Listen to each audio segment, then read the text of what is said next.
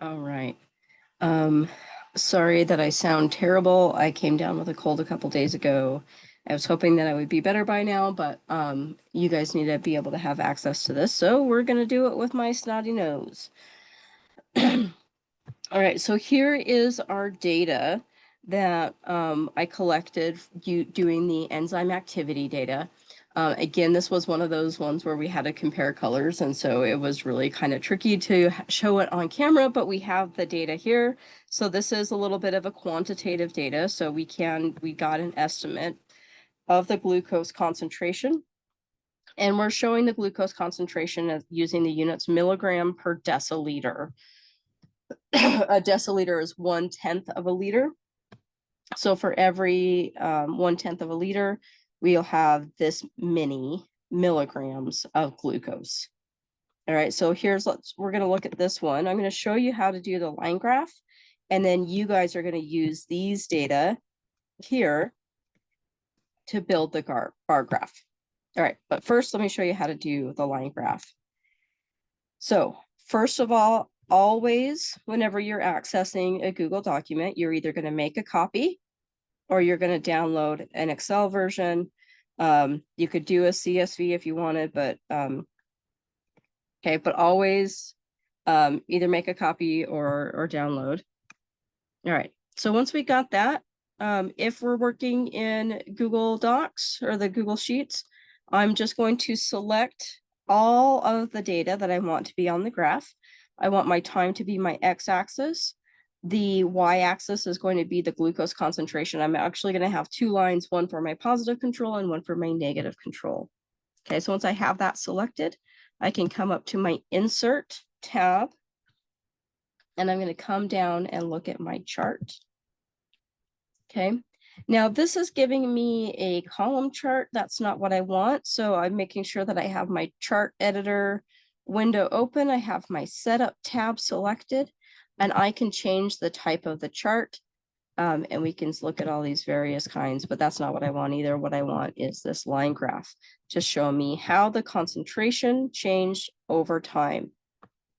Okay, so I have my legend there. That's really important that we have a legend. But we are not done, because what we need to do now is we need to come over to the Customize tab, and we're going to look at this chart and axis titles. So let's start with our chart title. And this is going to summarize the results in an incomplete sentence. This is one of the few times in your life that your college instructors are telling you to use an incomplete sentence. Okay, so what I see here is the positive control where we added the lactase, right, that enzyme, that chemical reaction of breaking that lactose, that disaccharide, into glucose and galactose occurred faster with the enzyme than without it. So I'm going to say lactase increased the rate of the breakdown of lactose. Okay. Except for I should probably spell it right. All right. And that now is a good title, right? It's a good summary. I guess that's a complete sentence, but that's fine. Okay. Now let's do the horizontal axis. This is the x-axis. Okay. And what we have here is we have time, and we're going to use the units of minutes. Okay. Oop. I didn't click that. Let me just double click my graph so that I can get this chart editor back up. Okay, and now I need to find my vertical axis. This is going to be my glucose concentration. And we measured that in milligrams per deciliter. Okay, the thing that I'm missing here is I don't have my time marks. And I want to mark my time. Whoops. Oh man. Haha. Okay. So I need column C as my labels, and that's going to put my time units here of when I actually measured the glucose concentration. Okay. So let's just do a double check. We have a descriptive title.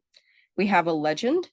Our y-axis is labeled using units. Our x-axis is labeled using units. This one's ready to be turned in. All right. Now what you guys are going to do on your own is select the data from the various environments, and you are going to create a bar graph. Please let me know if you have any questions or concerns. I'm happy to help you. That is my job.